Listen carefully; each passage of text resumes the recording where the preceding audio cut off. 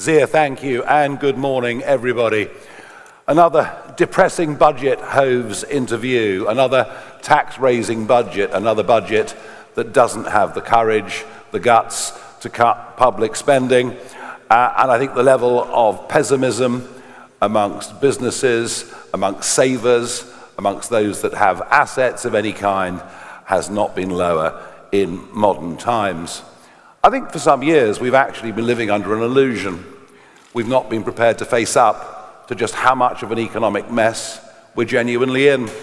As we slip down the global league tables, we kid ourselves. Well, it's okay. We've got GDP growth. But there wouldn't have been any GDP growth over the course of the last few years if it wasn't for mass migration on a scale hitherto never even contemplated, and of course, excess government borrowing. That is all that has kept GDP figures up. And indeed, I think we can argue very strongly that on an individual basis, mass migration has made the average Briton poorer. You take a year like 2024, a record level of people coming into the country, and GDP per capita falling. And of course, the productivity problem, well, there's nothing new there. We've been suffering from poor productivity going back for the best part of 20 years. We convinced ourselves that by importing masses of cheap, unskilled foreign labor, that somehow that would be good for our economy. Well, it was good for the wage bills of big companies in the short term, but catastrophic when it came to training and education for our own workforce. And when it comes to the public sector, who still seem to be hooked on the idea that working from home somehow is good for productivity, well, we see the disastrous results, and this is something that Danny Kruger, on our behalf, has started work on already. But the one subject we really don't discuss, at least the Conservative and Labour parties don't discuss, is the level of national debt. In fact, even last week, the leader of the Conservative Party was saying, in office, we cut the deficit for 14 years. Well, cutting the deficit is a very different thing to cutting debt when you're still running borrowing in certainly at peacetime levels, unlike anything ever seen before. They may try to wash their hands and run away from it, but our national debt increased by over 2.5 times during those 14 years. And now it's accelerating. Now it's accelerating in the most extraordinary way. The OBR predictions for the year going back just before the general election was that we'd borrow 77 billion in the year. That estimate is now 130 billion and rising with each and every month. Our debt has risen faster than any other comparable Western country. In fact, in the last 20 years, our debt-GDP ratio is up by nearly 60%. We are doing worse on debt than any of our competitors, and that includes Eurozone countries who are in other deep, deep trouble.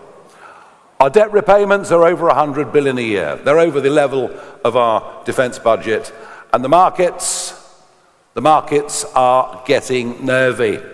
We've seen this with 10 and 30-year gilt yields. In fact, I think my own view is that in 2 budgets' time, the markets will actually force the Chancellor into what will be a genuine austerity budget, at which point the left in the Labour Party won't buy it, and it's why I still stand by my prediction that there will be a general election caused by economic collapse that will happen in 2027. And just look at the pace, the rapid pace that we continue to deindustrialize. It's all going. Chemicals, refining, cement, heavy engineering, steel. We're losing literally all of it. Cars, and China, the beneficiary in almost every single sector. Why? Because for ideological reasons, we have chosen to have the most expensive industrial energy prices in the world. As for benefits, well, the bill this year has ballooned to over 300 billion. That is more than the cost of the National Health Service and defence added up together.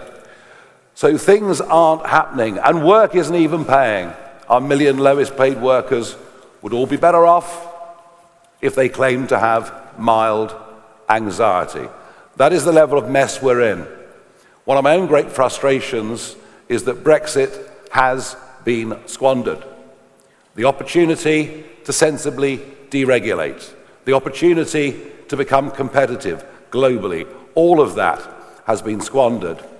And the worst thing is that regulations and the way regulators behave with British business is now worse than it was at the time of the Brexit referendum vote, and I apply that with knowledge from everything through the financial services industry to the fishing industry.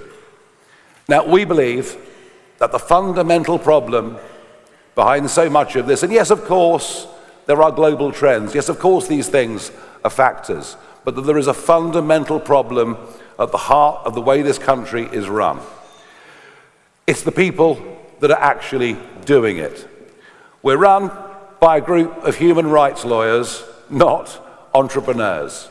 Virtually nobody on the front bench has ever taken a risk, ever borrowed money, ever set up a business, ever had to meet that monthly or weekly, depending what you do, payroll. There is no understanding at all. The disconnect between the conversations in Westminster and frankly in much of the media too, and what is happening in the real economy is a gaping chasm. Well, I have to tell you, it's even worse when you think about who runs the departments. Oh, let's put a minister in charge of railways, shall we? They can oversee HS2. They've never worked in railways.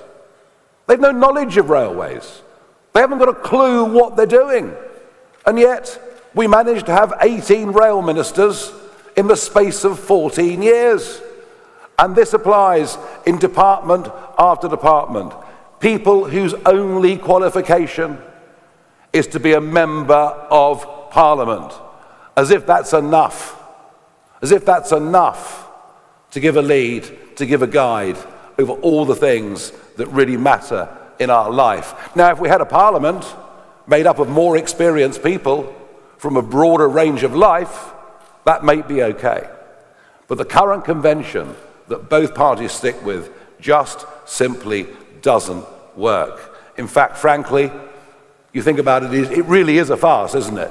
You're put in charge of a big department, and then after 14 months, when you've just about got your feet under the table, Keir Starmer, or whoever else it might be, decides to reshuffle you.